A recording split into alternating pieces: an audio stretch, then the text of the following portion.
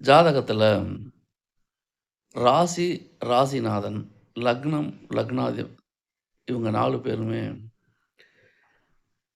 எப்படி இருக்காங்க அப்படிங்கிறது ரொம்ப முக்கியம். இப்போ லக்னமும், ராசியும் 6, 8ஆ இருக்கு.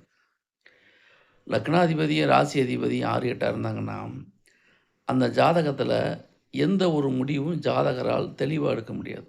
ஏன்னா லக்னம் அப்படிங்கிறது உயிர், ராசி அப்படிங்கிறது உடல். மனம் நினைக்கிறத எதையும் செயல்படுத்த முடியாது. அப்போ நினைச்சதுக்கு ஆப்போசிட்டாவே ஜாதகர் செயல்படுவார். அவரால அப்படிதான் செயல்பட முடியும். ஏன்னா, ஏதாவது ஒண்ணு மாறி இருந்தா பரவால்ல. லக்னம், ராசி 6, 8ஆ இருந்து லக்னாதிபதி, ராசிநாதனும் கேந்திர திரிகோணங்கள் இருந்தா, ஓரளவுக்கு பேலன்ஸ் பண்ணி வண்டிய ஓட்டிட்டு போயிருவார். லக்னமும் 6, 8 லக்னாதிபதியும், ராசி அதிபதியும் 6, 8னா, இந்த ஜாதகருக்கு முரண்பாடுகளின் மொத்த உருவமா தான் இருப்பாரு.